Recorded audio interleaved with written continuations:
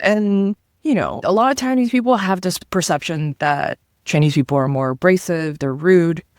Honestly, it's a lot like how people perceive New Yorkers. Like, a lot of people think New Yorkers are really rude. We're not. We're in a hurry, and you're in our way. You're listening to Talking Taiwan with your host, Felicia Lin.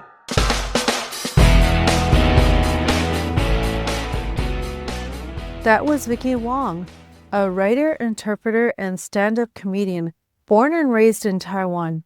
She lived in Shanghai, China for nearly a decade, where she started doing stand-up comedy under censorship. Last year, I sat down to interview Vickie. In part one of my interview with Vickie, we talked about the perceptions and attitudes that many Taiwanese have about the Chinese, and on the other end, how the Chinese she met in China perceived the Taiwanese and Taiwan. We also talked about what it was like for her to go through the strict COVID lockdown in Shanghai in 2022. Now based in New York City, Vickie co-produces a monthly stand-up show called Wang's World Comedy and writes a Substack called Happy Medium. Welcome to the podcast, Vickie. Hi, Felicia. Can you start by telling me a little bit about your upbringing and your connection to Taiwan? Sure. So I'm a Taiwanese citizen. I was born and raised in Taipei, Taiwan. I only have this accent because both of my parents are English teachers in Taipei. So I was in Taiwan until all the way through graduate school. Like, I finished graduate school before I officially moved away from Taiwan. I did do 2 years of high school foreign exchange programs in the States, in Missouri and Minnesota. And in college, I also spent a year in Stockholm, Sweden. But other than that, I was in Taipei up until, long-term up until 2013, I moved to Shanghai, China. So what brought you there? What made you decide to go and move there? I mean, it's really very simple. Oh no, my cat's there we go. And scene. Yeah, my cats do not respect my personal space or the fact that I have to record a podcast. That's all right. I moved to Shanghai I didn't really think that much about it. I had a boyfriend at the time that I met in Taipei. His job moved him from Taipei to Shanghai, and he asked me if I would go with him, and I said yes. Okay. I had also had prior experience of going to Shanghai. Like, in my early 20s, I was modeling in Taipei, and my agency had sent me to Shanghai to compete in the elite model look competition as the representative of Taiwan province. Oh. So, but that was my first time in Shanghai, the city, and I thought it was a very cool city. It's like the perfect blend of East meets West. Yeah. So when my boyfriend at the time said, would you consider moving to Shanghai? If he had said Beijing, I probably would have said no. Okay. But because Shanghai left a really good impression, I was like, okay, yeah, maybe I'll go and we'll see. The relationship didn't last, but the job market in China was so good that I just stayed. Do you want to be on the podcast? Is that what you want to do? Do you want to talk to Felicia? Yeah. Can you hear her in the recording? We'll hear that. No, it's fine. We can. It's just natural. Let's leave it in there. It's hilarious. Yeah. I have 4 cats, so 4. Wow. Okay. This might not be the last interruption. I apologize. Okay. That's all right. That's fine. It's funny. I've had an episode where I don't know. At that time, I think we did it on Skype, so I couldn't see the person. But the guy must have had his window open, and you can hear a bird chirping in the background. So don't worry about it. We've had things happen. All right. So when you went there initially for the modeling job and you had to go there under Taiwan province of China, I mean, how did you feel about that? I mean, that's the reality of growing up in Taiwan, is that kind of humiliation is just regular occurrence. And at the time, I was 22. Yeah.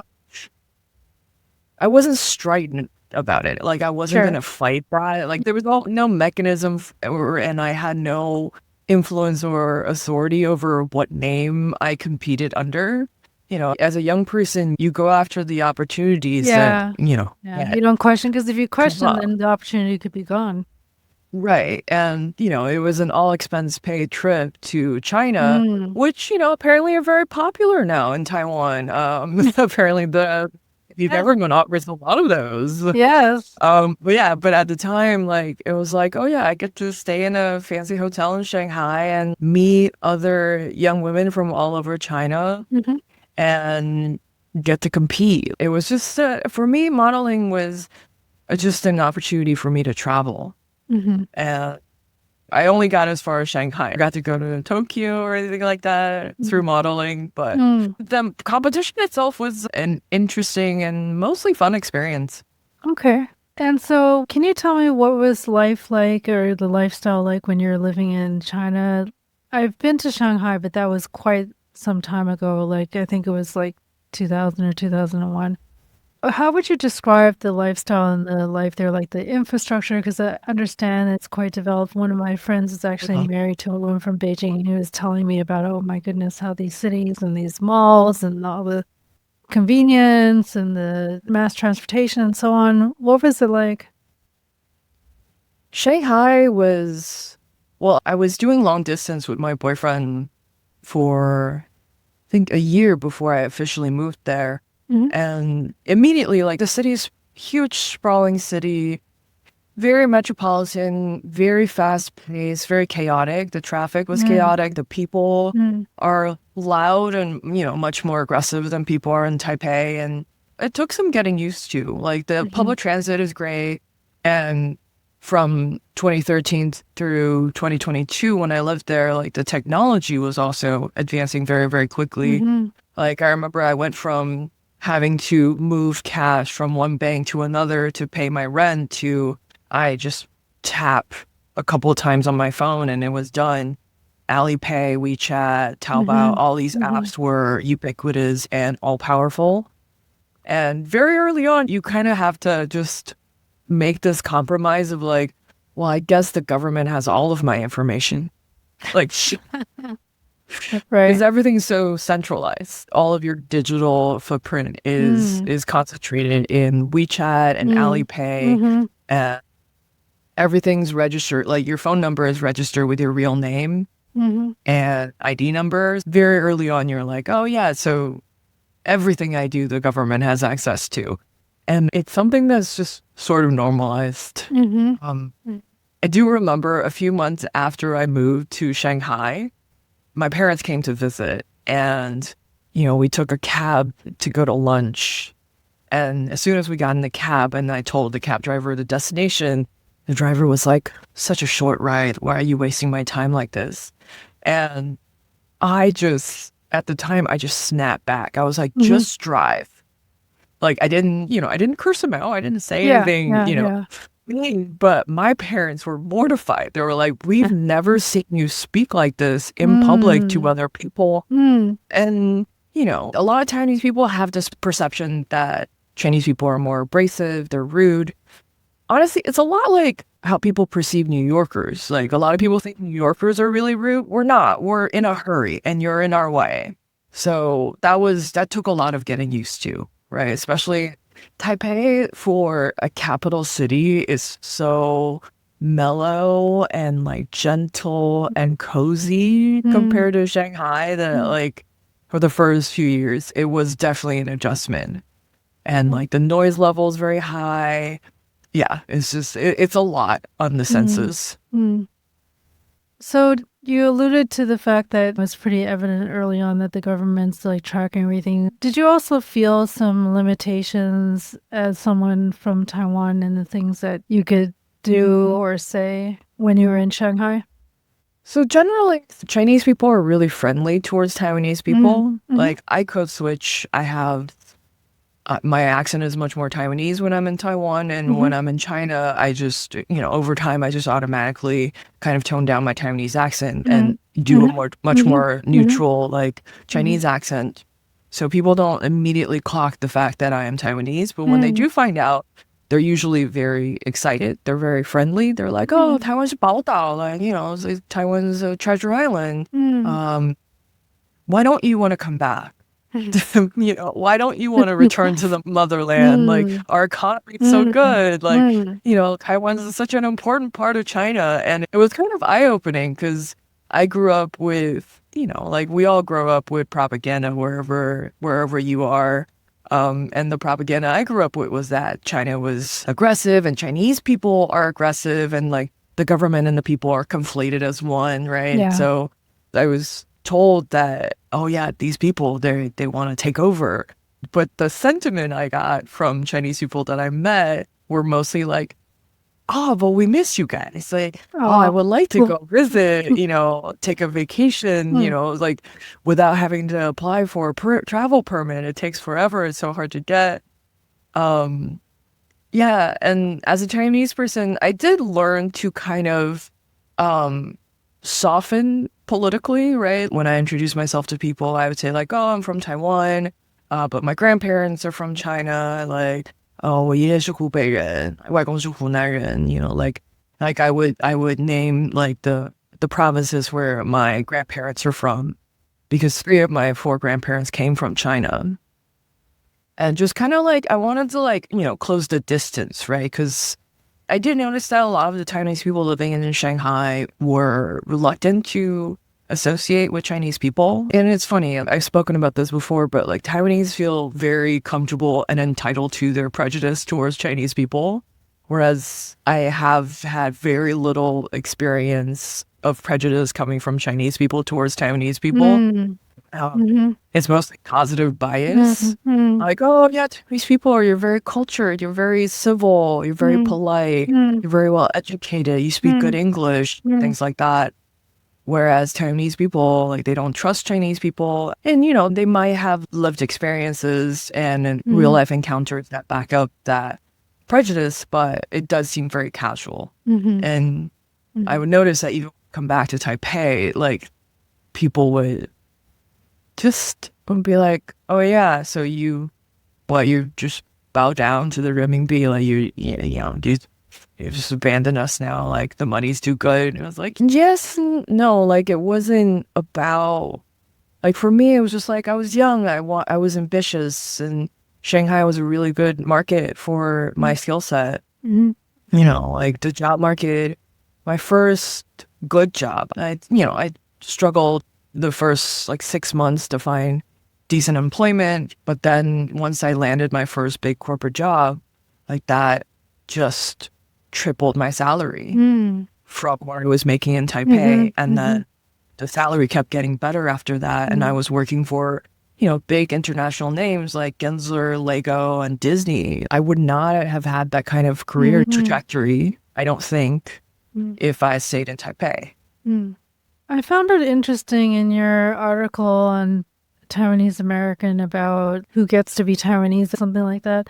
You wrote that when you told your Chinese friends about the planes that were flying in Taiwan's ADIZ and how Taiwan's excluded from the UN, the WHO, and, the flag, that they can't have their flag in the Olympics and they have to go by Chinese Taipei, that they actually didn't know about this. They didn't know. At the math book that I am now interviewing with you on right now, I have the Taiwanese flag emoji on it because I bought it in China. So if people send me the flag emoji and I open it up on my MacBook, it's just like a square with a cross over it. Wow. And like Chinese people, the civilians have no idea. They have no idea that this is what their government is doing to Taiwan on a daily basis. Is it because it's not reported in China, so like they just don't know? Why would the information ecosystem in China is so like everything, within the Great Firewall is so controlled that there's very little reporting on what the PLA is doing to Taiwan. Yeah, the censorship is definitely like you learn very quickly that, well, for one thing, my Chinese friends, they didn't really have any interest in participating in, chatting about politics generally, because even though they're citizens, they don't really get to participate, right? Like they don't get to vote. There are no like rallies, right? Like election campaigns and election season in Taiwan is such a like a massive community thing. You bring food, you Yeah, go yeah, and there are yeah. vendors. Like it's a very Mm, like rowdy mhm, and mhm, wholesome and fun mhm, thing. mhm, Whereas like my Chinese friends, they've never really, they don't get to run for anything. They don't get to vote for anyone. So generally speaking, they talk about politics as something that just happens to them, right? Like mm, policies change and it happens to them and it's mm, something that they have to react to. And of course they complain. Like they complain about the government all the time. I think that is a big misconception people have is that, oh, because there's censorship, Chinese people never complain about the government, mhm, which is, it's not true. Like they mm, complain about the government all the time. They just aren't empowered to really do anything about it. mm, And if you criticize the government on social media, on record, and you have a following or you're building community mhm, around an issue, mhm, that's really when you get targeted by mm, the government, is when mm, they feel like you might be starting something. mm, But generally speaking, if you're just like someone in an office and you're like, oh man, like this, like, I remember when they first introduced waste recycling in Shanghai, it was a big brouhaha. And like for a couple of months, it's all we talked about in the office. It's like, God, this is so annoying. Like, what do you mean? Like, so the bones go in here, but the food waste go in there. For me, it was fun to watch because I was like, oh, this is what happens when the government gives people no time to adjust to anything. They're just like, nope, we're doing it. mm. Whereas in Taiwan, it would be like months, if not years, of like negotiations and feedback, and there's absolutely value in that. But you also see things happen in China. Like at one point, I owned an electric scooter. Mhm. I go did the motor and like I love that thing. It was like I think it's like an imitation model of a Honda scooter, Okay. and then like the government just announced, oh yeah, e-scooters over this size, this battery size, this width, this length, illegal after this date. And I was like, wait, so what do I do with both? Like, what? Yeah. And the government is like, oh, it's your problem. And then, soon after that, the manufacturers started making smaller compliant products, and then you buy those. And the old one sits and collects dust. And, you can sell it to a scooter shop, and then they'll ship it to another city or another province where the scooter's still legal. This So if you happened. got caught riding it, you'd be fined or Yeah, what I think happened? I don't know. I didn't test it out. Yeah. So Okay. and that's the other thing is that like in Shanghai, yeah, people have this perception that, oh, you live under a dictatorship and there's censorship, so everything must be so restrictive. Mhm. And it's like, no, it actually was chaotic and free, right? Free Mm, within a very clearly defined cage, mhm, but there's a lot of gray area, a lot of room for maneuvering. mhm, Day to day, you don't feel the government, but obviously, like that's what I thought for many years mhm, until mhm. Shanghai lockdown made me eat my words. Yeah, so tell me about that. What was that like? Ugh. I don't want you to relive the No, no, trauma, no. but It's no, no, no. It's been a couple of years now. yeah, So this yeah. was, yeah, like it's been 3 years now. It started in April of 2022. Mhm, And before April, there were already like sporadic lockdowns. Like they would shut down a mall or a mhm, school or an mhm, office mhm, for like mhm, 48 hours or an apartment building until everyone tested negative if there's been like a track and trace scare. mm, So you could feel it that, things were shifting even on top of all the zero COVID policies that were already in place. Like we were masking everywhere already. Everyone was vaccinated. Well, not everyone. People who work in like travel tourism and like certain mhm, and restaurant, F&B, like certain people, the vaccine was just mandated. So you could feel it was coming. And then the lockdown started. They said it would be 4 days. It turned into 2 months. And honestly, at the beginning of the lockdown, I was still very optimistic. I was like, well, Shanghai has managed COVID pretty effectively for 2 years now. I didn't think the lockdown would be 4 days. I thought maybe it'll be 14 days. mhm, But what I didn't anticipate was the fact that they completely stopped food deliveries.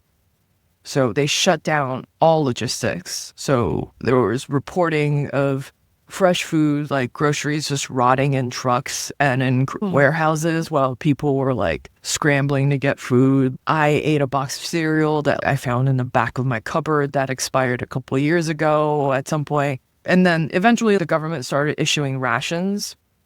And that was pretty chaotic too, because it was managed by like the district, like party members. And it was very chaotic. And like every 2-3 days, we would have to do like a mass COVID test. So you would like line up with all your neighbors, and all these people in like hazmat suits would like, do a little swab. And I think eventually they figured out that the mass testing, like having everyone queued together, was what was spreading the virus, actually. I know. I was like, thinking that when you told me about the mass. Right.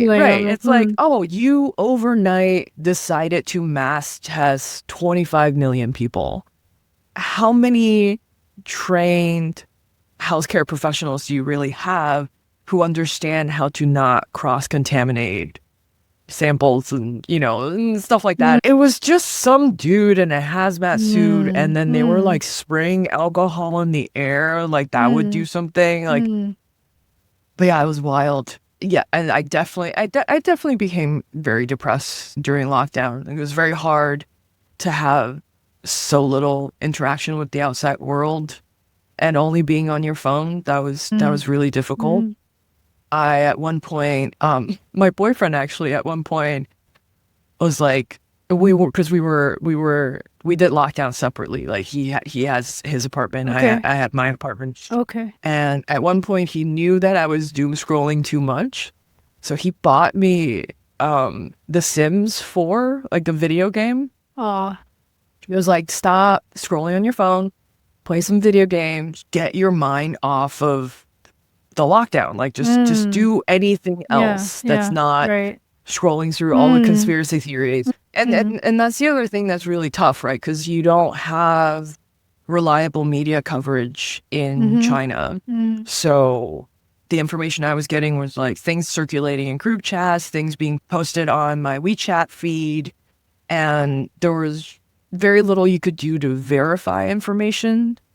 I could, turn on my VPN and then I was gonna ask. Check the news in English, check the news from Taiwan, check the news from abroad. Okay. And that helped a little bit, but also like if you're just sitting at home with really nothing to do, and all you do is see the worst of, like at one point I saw a video of a man in a blue like PPE setup, and he was holding a 7-day-old baby, also wrapped up in like blue PPE like paper thing, and the baby was being taken to mass quarantine. Oh dear. And in the video, the person who was taking the video was saying like, oh, so and so, you're a hero, you're saving this baby, you're a hero. And all I could think in my head was, somewhere not far away from where this video is being taken, there's a mother who is completely crashing out and losing her mind because her 7-day-old baby was just taken away from her. Like, oh my God. And it's just, and then you hear about people being like sexually harassed or stalked because, hazmat suit workers they're like masked ICE agents, right? Like they can do whatever they want and you can't track them down. And, every time I go out for a mass test, they have my name and address like listed right there, my phone number. And it's like, oh yeah, these are all the people. And all of a sudden I was very aware of the fact that like, oh, I am one of the few women living alone in my compound. And all of a sudden that fact is visible to everyone. Like before in Shanghai, I felt like the city's so big and it's so populous that you feel there's safety in numbers, right? Like, way I like walk down the streets of New York, people talk about the crime rate. Like I generally like, even if I'm coming home from a comedy show at like 1 a.m, still plenty of people on the street. There's still plenty of people on the subway. I don't feel unsafe because there are other people around me. Right. But all of a sudden, during lockdown in Shanghai, I just felt very exposed. Yeah. Because all of a sudden, everyone in my neighborhood could tell that I was a woman living by myself.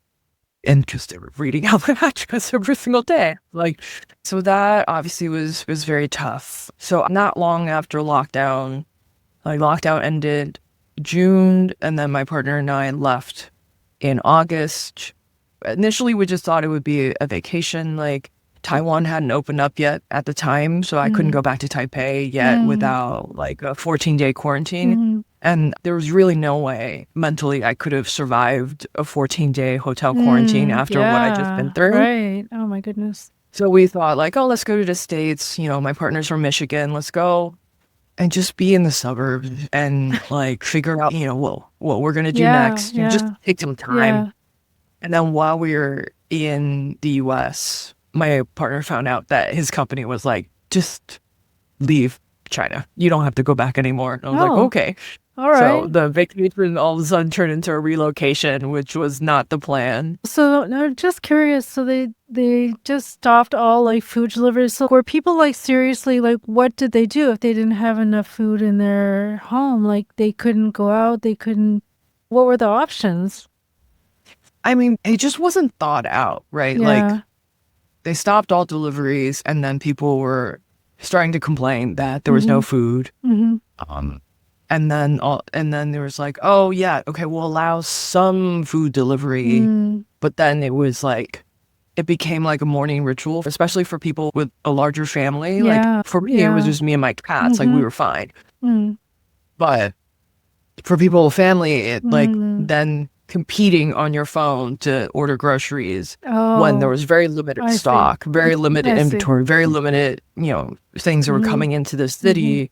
Because, like, truck drivers weren't driving the food in, and then there were no one working at the warehouses to then distribute it. So there'd be, like, weird workarounds where, like, at one point, my boyfriend ran out of drinking water. Oh, dear. In Shanghai, it's, like, generally not recommended to boil tap water, because there's a lot of heavy metals in the water. Sure. So he had to order water, and it would only come in bulk, as in, like, I think he had, like, 20-some boxes of, like, giant jugs of water that he had. And then, just the fact that he went downstairs to move the water by himself upstairs and lined them up outside of his apartment. Like, his neighbors were, like, shouting at him in the group chat, going, like, you dangerous foreigner, you're trying to kill us all. And it's like, oh, boy.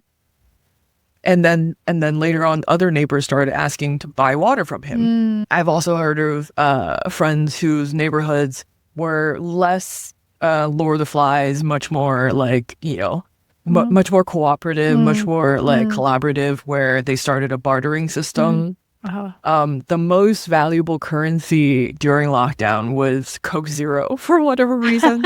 Okay. Everyone's like, I want to drink something sweet, but I don't want to suffer the calories, I guess. I don't know. For whatever reason, that was, Okay. that went viral online. It was like, yeah, like if you like Coke Zero at the time was worth its weight in gold. Stay tuned for part 2 of my interview with Vickie Wang when she answers this next question, and we talk about so much more. So, do you think if the lockdown situation didn't happen in Shanghai and you didn't experience that you would have ended up staying in China longer? And also the question is like, did that significantly change your view of what the issues are with living in China, or like your views on China and Taiwan?